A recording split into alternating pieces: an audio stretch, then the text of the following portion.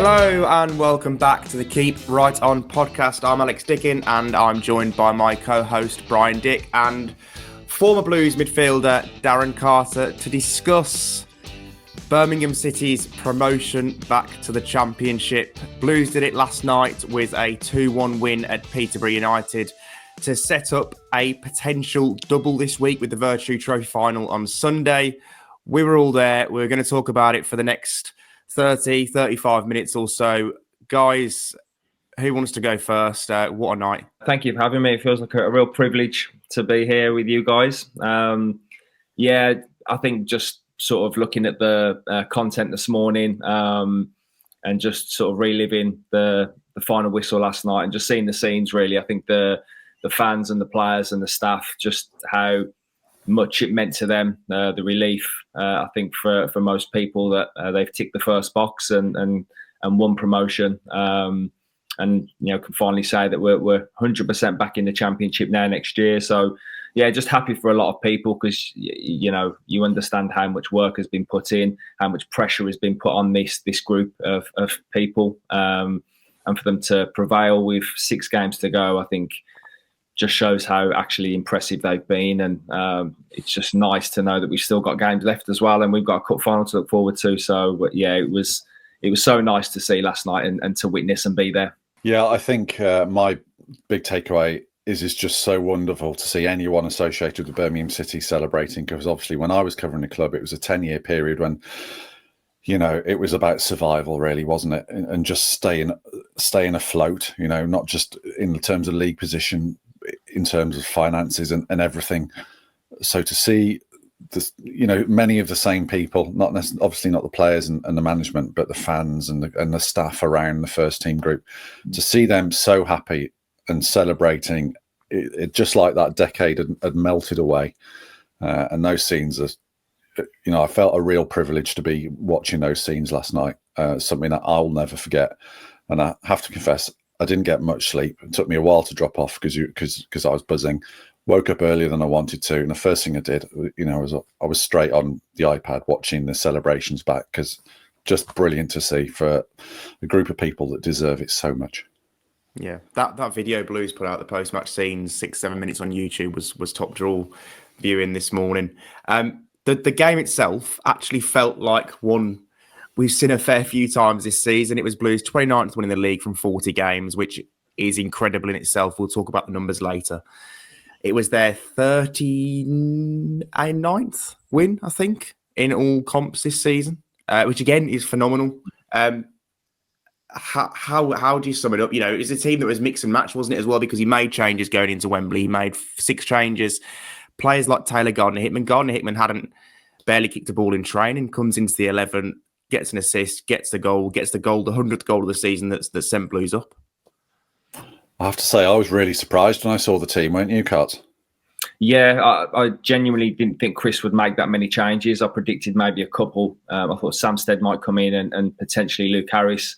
But I did think that Chris was going to go pretty strong to start the game anyway, just to, show energy and intent and potentially go and try and blow Peterborough away a little bit. But yeah, again, looking at it and in hindsight, you can understand why Chris did what he did. But I was so impressed with a lot of the players that came into the team. I mean, Taylor Gardner-Hickman, for me, first half was excellent. His first 4 or 5 actions in the game were really sharp and really exquisite passes. And for someone that hasn't trained, as we learned after the game, that was, even more impressive for me. So, yeah, really impressed with him. With Bielik, I thought he came in was strong. Samsted was solid, and Mark Leonard and Luke Harris had a decent game. And obviously Alfie May, he's continuing his form. So, yeah, really pleased, because I think a few players that needed to prove a bit of a point, maybe just throw a little bit of or plant a seed in Chris's head for Sunday.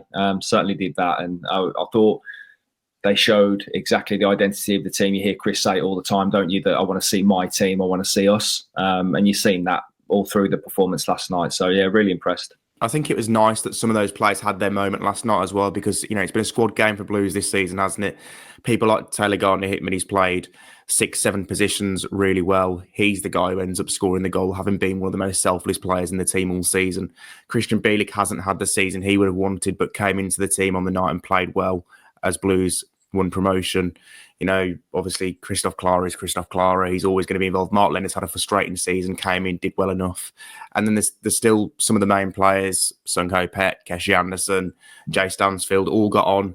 And, you know, it felt like kind of very fitting that all the main kind of protagonists in this promotion, even some of those who probably haven't played the role they would have wanted, were able to get on a big night and play their part. Yeah, I wrote a piece last night actually talking about the collective and the machine, and it goes back to what Cart said there. It's about players almost like cogs dropping in and out of that machine, and the machine still functioning, wasn't it? You know, Taylor Gardner-Hickman probably, in his wildest dreams, doesn't consider himself a left winger. Now, I know he wasn't playing left wing in the way, you know, that Keshi Anderson might play left wing. But, you know, just the way the whole functions, and it functioned again last night that for the half. And then, as you said at the start, Alex, we have seen Blues do what they did last night. They close it down, don't they? And I think when the subs were made, was it Peck, Laird, and who else came on? Anderson came on. And then I felt there was a little bit of jeopardy in the game at that point. And you think Peterborough had a couple of corners. Alsop had made a save, which to the naked eye looked a much better save than it actually was when you see it back. You know, the angle was relatively favourable from that header from the corner. But then when the sort of the three big hitters came on, Blues took control of it, and they just sort of shut the game down, didn't they? Really. So, and then it was Luke Harris had a really good chance. We were speaking in the car on the way back how good a chance it was. I've seen it back, and it was a really good chance. To be fair, you'd expect him to score that. I mean, he had plenty of the goal to aim at, and not much in front of him. But then the celebrations, you know, with sort of 10, 9, 8, 7 minutes to go, the celebration started on amongst the fans, and those scenes at the end were just brilliant.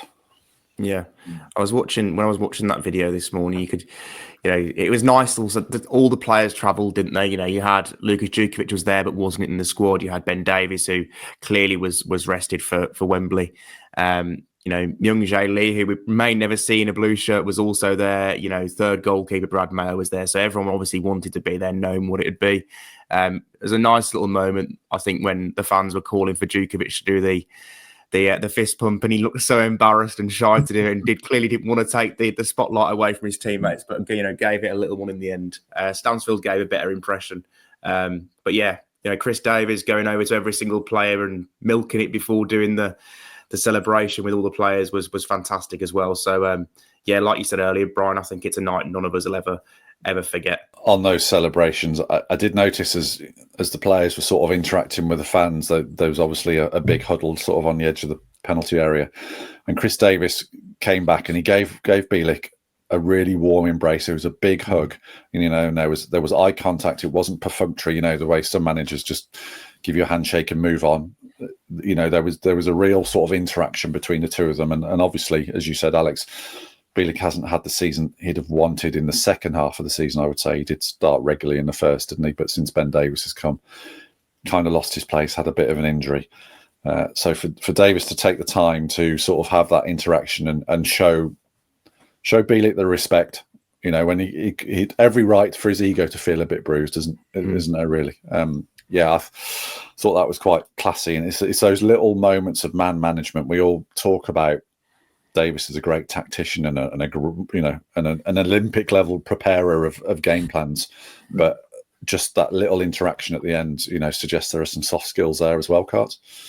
Yeah, and that's everything to a player. You know, I can tell you firsthand that, you know, I throughout my career, I've been a starter. I've been on the fringes of the team. I've had periods out of a team, and how the manager interacts with you and how he can keep you motivated as well. Obviously, it's down to yourself as a player. You're a professional and you have to stay ready. But just maybe that odd little conversation here or there, or you know, just to let you know that you're still very much part of it. And I think that's what Chris and every manager, it's the dream to have a squad of players that you're not going to please everybody, of course. There's always going to be players that are going to play a larger role than others. But those who you need along the season to step in when you know, there's injuries or suspensions or whatever the case, or the amount of games that Blues have had, it's invaluable. It really is. And they obviously, how they conduct themselves around the training ground, how they conduct themselves around the squad. If they're, cheerleaders for their teammates and they're good teammates, then it makes the manager's job a whole lot easier. And it seems as if, Chris has reiterated a few times, hasn't he, throughout the season, that this group are exactly that. And when you say you're together, that is togetherness. You don't have any people, moping about or, yes, be frustrated you're not in the team or getting as many minutes as you want, but you conduct yourself in the right way. Everything is for the team. It's not just about, the I, it's the we. So that was, I think that's nice. And with Bielik being the captain as well, I think for Chris, he will understand how desperate, obviously, Christian would have been to play a larger role this year, having been at the club previously as well and been through the suffering. Having players on side and staying ready and being, like I say, a very good teammate is everything for a manager. Yeah, and that's a daily thing, isn't it? It's not just on the pitch at the end of a promotion ceiling game. It's literally a daily thing, isn't it? It's making those players feel valued on a day-by-day, session-by-session basis. 100%. And that doesn't happen unless the players actually trust and buy into a manager as well. That's when it, if the manager isn't selling it or isn't doing it or is being authentic with it, I think that's when you see players start to turn and you won't get the reaction and the attitude that you're wanting. We'll talk about Peterborough at much greater length ahead of the final. We'll do another podcast about that, won't we, Alex? But any takeaways from Peterborough that we can maybe carry on into the final? Any observations you want to make? I think largely what we knew, really, that they've got a real soft underbelly, that they can always give you a goal. The centre-back Fernandez, who I'm told hasn't had the best of time in recent weeks, looked a little bit shaky. I was quite impressed with him in the first game at St Andrews, but looked a little bit shaky. Hughes next to him, who captained the side, you could see they were so keen to get him back. He's a little bit more solid. In midfield, we were told by Alan Swan, who covers Peterborough full time, that Hector Cipriano's not had the best of season. I know, Brian, you're a big fan. He didn't play at all last night, which was surprising to me. Maybe he'll play in the final. He's has proven to be a good midfield player in the past at this level. But, the main threat, as we all know, is that front four. And I think we saw that in the game. They had moments. Mothersill had a couple of good chances where he could have done better. I don't think it was his best game. Kwame Poku showed some excellent pieces of skill and actually gave Alex Cochrane the runaround at times.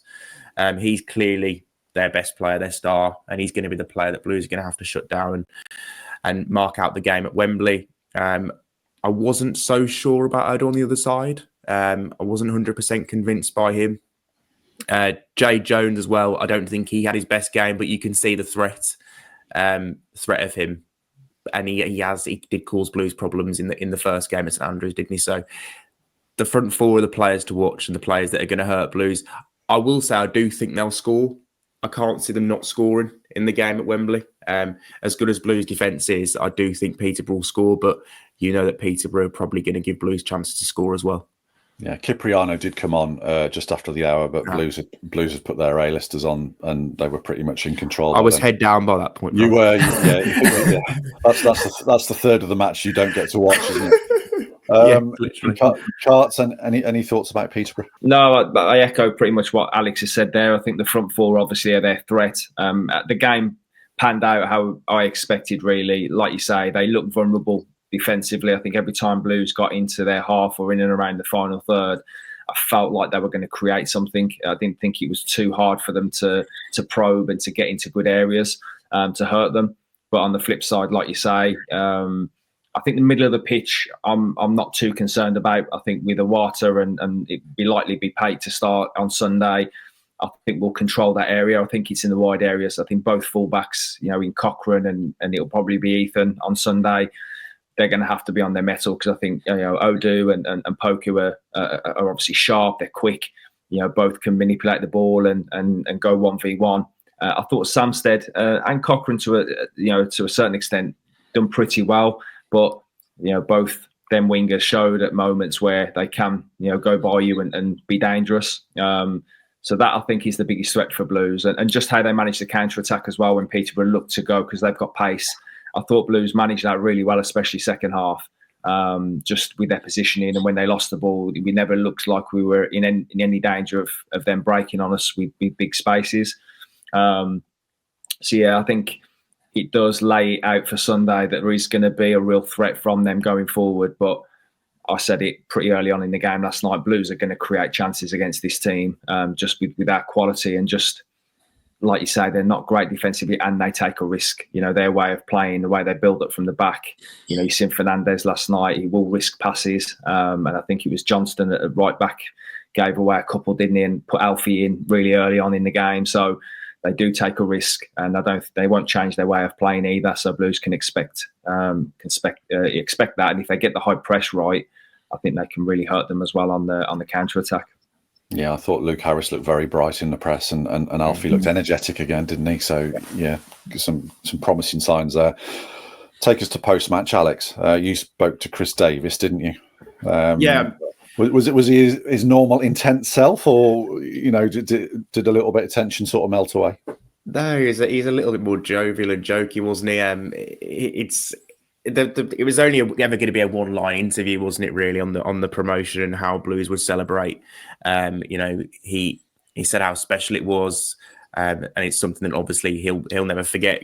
Leading this club back into the Championship, celebrating with almost 4,000 Blues fans at Peterborough.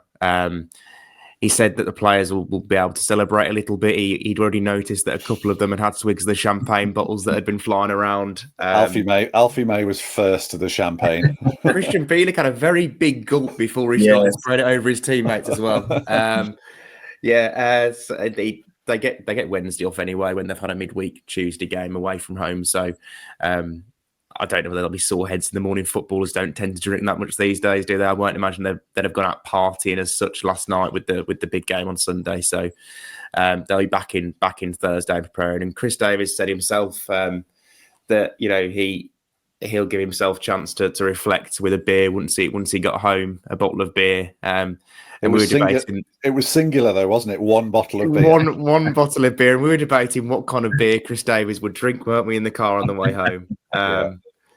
Probably something better than I would. I presume he probably watched a bit of Peterborough clips or something while he was drinking that bottle of beer, because I guess pretty soon after the match his mind would have turned back to Wembley, and I dare say he won't be having today off. He's definitely doing his prep while he's having that beer, isn't he? Yeah, I went off I stuck around to do a couple of players while you were tapping away the Chris Davis interview. Christian Bielik came out, and I think the plan from the media team was that they would do Christian Bielik for their channels, and the sort of the external media would get Alfie May. One of the great reasons we love Christian Bielik is he's always happy to talk. So as he was coming out with his man marker from the media team, he stopped and looked at me and Richard Wilford and said, "Do you want to do something?" So obviously we blagged it and said, absolutely, that's what we've been waiting for, sort of thing. And with Christian, you're gonna get a line. He speaks very, very honestly, and I have to say he spoke really well. He was very statesmanly, very mature. It was a real captain's interview. He said all the right things about the achievement and about Chris Davis and about his teammates. And then I asked him, and I wasn't fishing to go down this route because, obviously he's been out of the side, and I didn't necessarily feel that it was an appropriate juncture to talk about, well, you've not been playing while, this is supposed to be a happy occasion. So I just said, do you and the sort of the longer serving players feel a responsibility to put the club back in the Championship? And he spoke really well about that, and then he started talking about him feeling that responsibility, and him not playing, and being difficult for him to sort of discharge that responsibility when he's been injured or out the side. And he spoke really well, and that interview will be out. We'll have that on Birmingham Live in the next day or so. But yeah, really mature and professional and conscientious interview from a player who can speak his mind and can sometimes go off script. Obviously, the question that there's always a question that you kick yourself for not asking, and the one for me with Bielik was so in September time, you said you were too good for League One. You've proved it. Should have gone there, didn't go there. Poor on my part. In my defence, I wasn't expecting to speak to Christian Bielik. And the other one, without hogging the airwaves here, we did get to speak to Alfie May, and the little man was delighted. He was so pleased, and he spoke really well about, his age, 31. He was late into the game. He'd never expected that he'd be playing at Wembley. Never expected he'd be a championship footballer.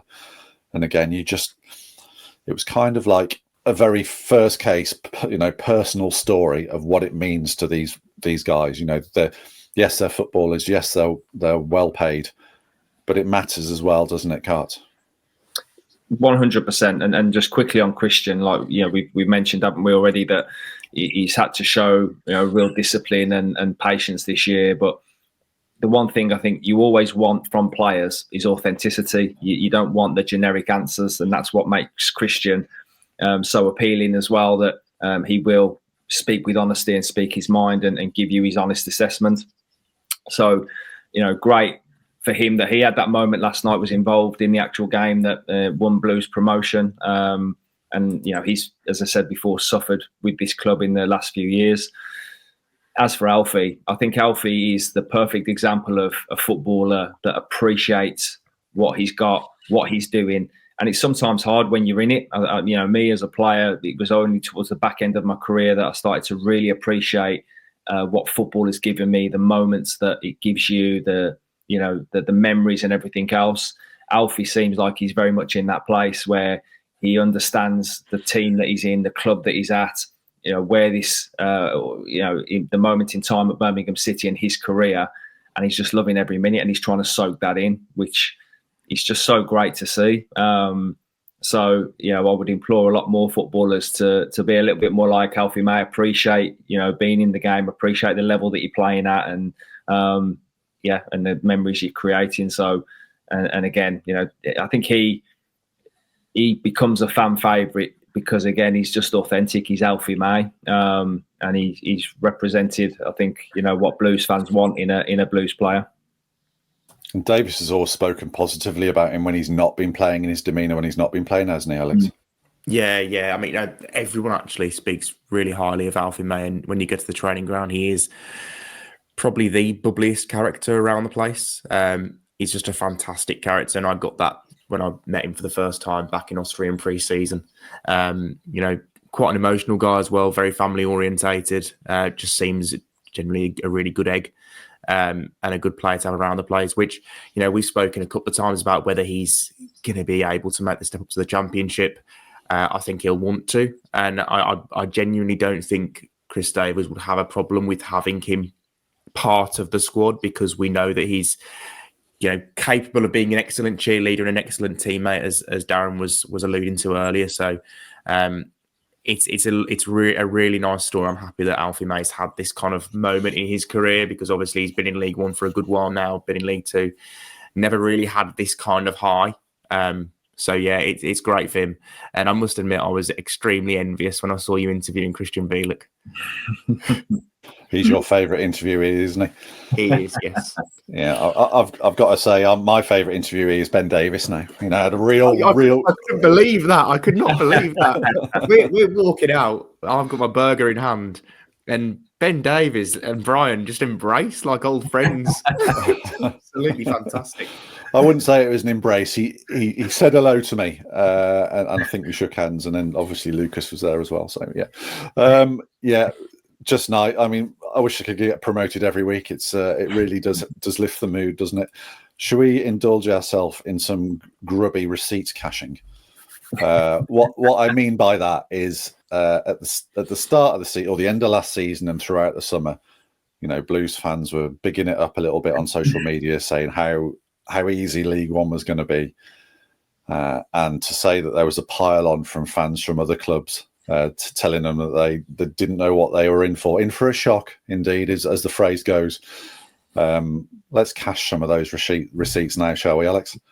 Yes. Do you want to go first, or do you want me to go first? No, you go first. You pick. I've written a few down. We don't have to do them all because I'm conscious of time. But just you pick one and I'll pick one.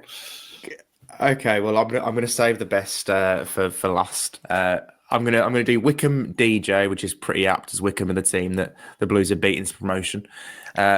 Only took Ipswich 3 seasons with the same pros. Sunderland 3 seasons. Charlton are still trapped there along with Wigan. Bolton have been here since 2021 and still could lose in the playoffs. Obviously, that was last season when the playoffs still weren't going. But Birmingham will obviously do it immediately despite having daft owners. Yeah, indeed. Daft owners. Yeah.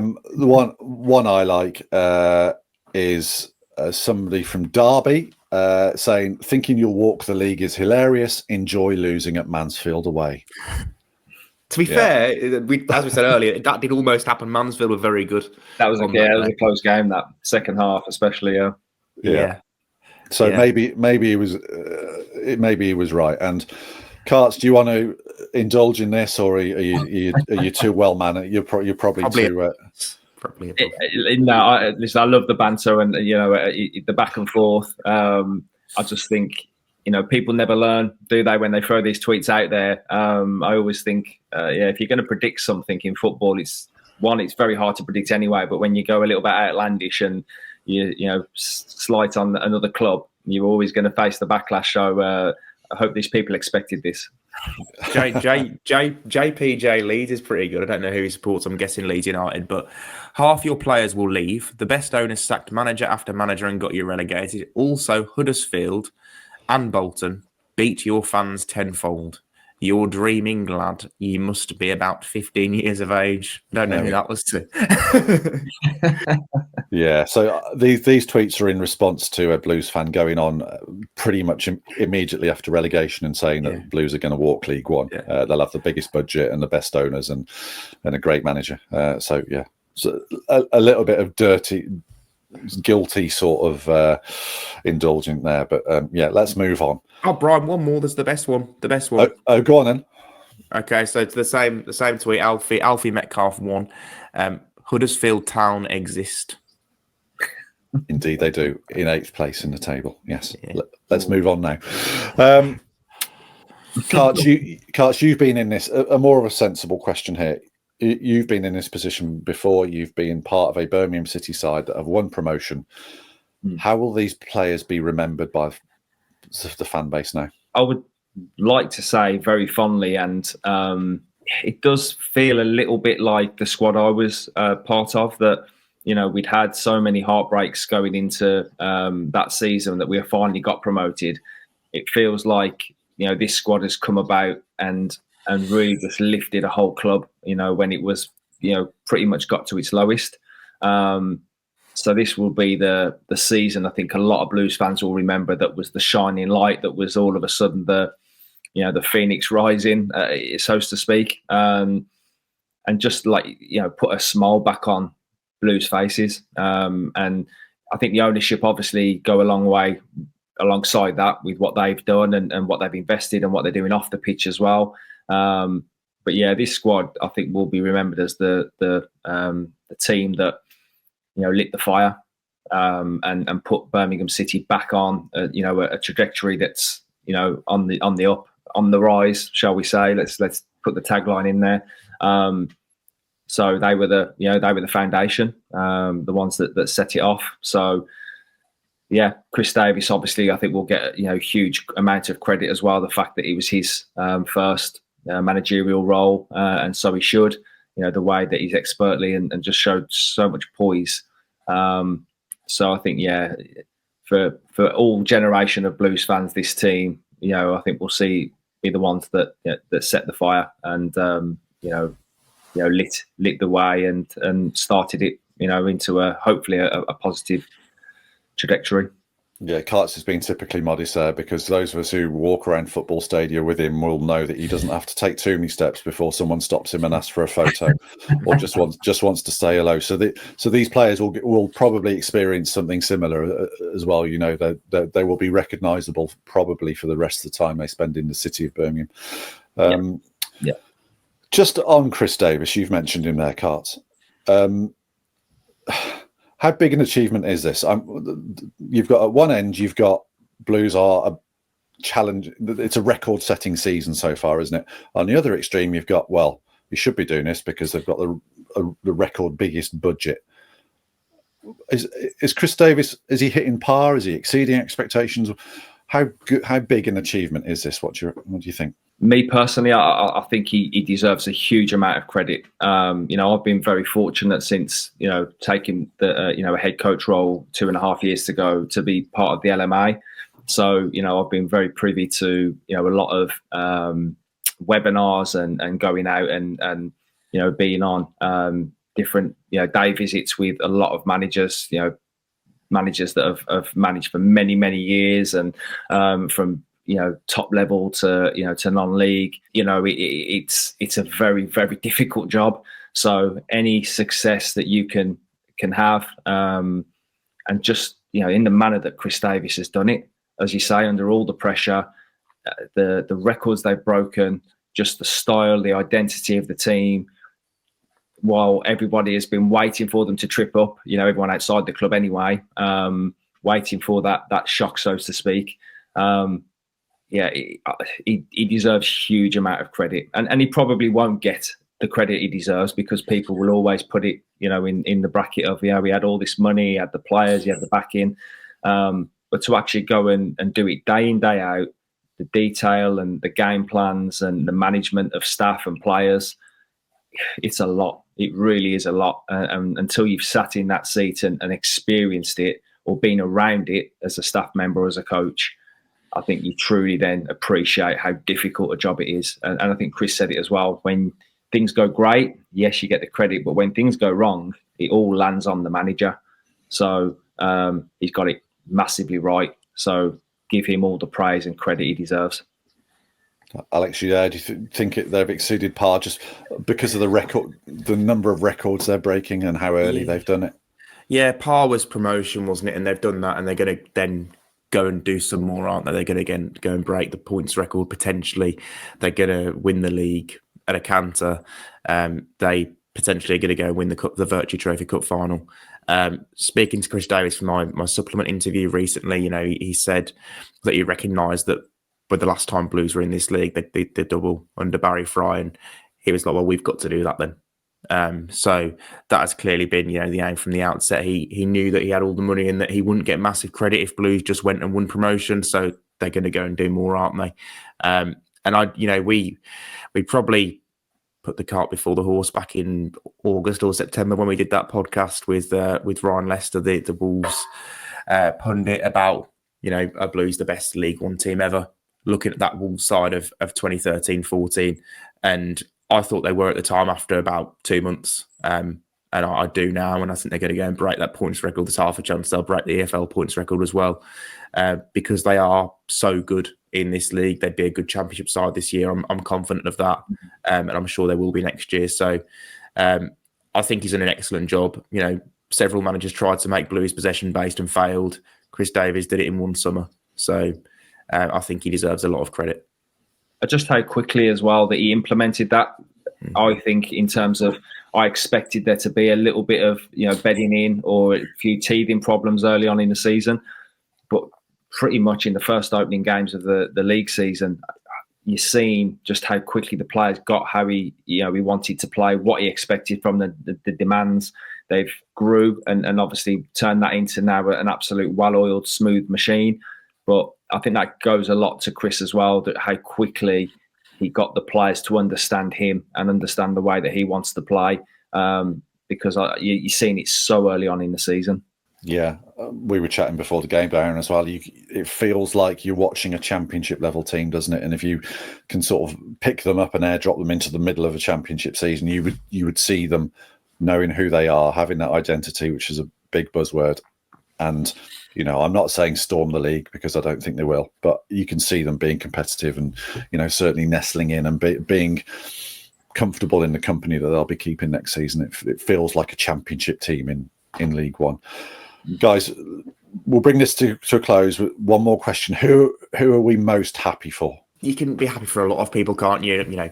Staff members behind the scenes who've suffered for years and have now kind of finally had a good season. Many people who work behind the scenes at Blues won't have had this kind of season. They'll have had, potentially 10 years of misery. So it's great for them. great for the fans who have suffered more than probably any other fan base in English football for, probably 14 years really since the Carling Cup final. I'd also throw in there the players who stayed. The likes of, I know Lee Buchanan hasn't played much of a part this season, but he didn't deserve to be in a team that got relegated from the Championship last year. Ethan Laird did okay in the Championship last year. He's gone on another level this season after committing to the club last year. Christian Bielik has played his part after committing. Keshi Anderson has had the season of his life, and we now can look forward to how he gets on playing in a team that isn't just trying to keep its head above water in the Championship. Obviously, Jay Stansfield committed. Lukas Djukovic is going to have potentially, the fondest of farewells. And then, Sung Ho Peck has committed, kept his place in the South Korea team, proved that he is probably the best player technically League One has ever seen, and is now going to a league more befitting of his quality in the Championship. And I'm sure he could probably go on another level from there. So those players deserve credit. They were the only players Chris Davies wanted to keep around for obvious reasons. And yeah, they've got the promotion they deserve. Cart, I suppose the owners deserve a mention here as well, don't they? Tom Wagner's been front and centre. Knighthead are an investment group, but Tom Wagner has really personalised that investment group. He's invested a lot of his own credibility and money, obviously, or his company's money in turning Blues around. So, I don't think any of this would be happening without them. No, and I said after the game last night that what I think Tom Wagner and Knighthead have done incredibly well since coming to the football club is they've listened. They've not just come in with their own ideas and just literally, this is what we're doing. They've listened to the fan base. They've listened to the staff and players at the football club, what they've been through, and understood, okay, we've had a lot of things said and words thrown at us that this is and that is going to happen, but it's never materialised. So we've got to match our words with action, and we're going to give this club and the fans exactly what they want and have been craving. And they've done that, and their communication all along has been as clear as anything, which is obviously something we've not been used to in recent memory. So, yeah, they deserve a huge amount of credit because they've backed up what they've said and they've earned the trust now of the fan base and off the back of the old ownership. That was always, I think, going to be a tough sell. So just to go back to your original question, I think, Alex has pretty much, summed it up who, you're pleased for and happy for. But I think the long sufferers, the fans, of course, but I know the staff members that have been through the mill, Lukas Djukovic from a playing perspective, a decade of, not fond memory, saying fond or not had success or anything really to celebrate. The staff members behind the scenes who have had to really suffer with the old ownership and having lack of resources and everything else. I think they deserve a special mention because I know there's a fair few that have left over the years because it's been too much and they've had enough. But those who stayed, and again, I'm not slighting anyone who left. I can understand fully why they did, and some of them were pushed out. But the ones that have stayed and have really gone through it all, to have a season like this one now, they more than deserve it. And it's just nice that they've got something to celebrate now, and there's optimism and positivity on the horizon as well. Yeah, indeed. Professionals who would have felt that they weren't able to do the job they wanted to do because they weren't given the resources to do it, and that goes through every department, doesn't it? Yeah. And also, you don't have to think too far back to when the average attendance at St Andrews was 14,000. Those fans who stuck with it, they've got they're very entitled to enjoy what we're enjoying at the moment. Which all goes to say is it's only part one, isn't it? Phase one can virtually complete, 6 games and a final, and then it's back onto the Championship, which is another podcast entirely. But phase one completed. So, Alex, should we wrap it up? I think we've pretty much covered everything, haven't we? Darren, thank you very much for joining us. Know you're a busy man and appreciate you taking your time to speak to us about Birmingham City. Alex, thank you for your time. I know you've not had very much sleep. And thanks everybody for listening. And it's the most celebratory of Keep Right Ons.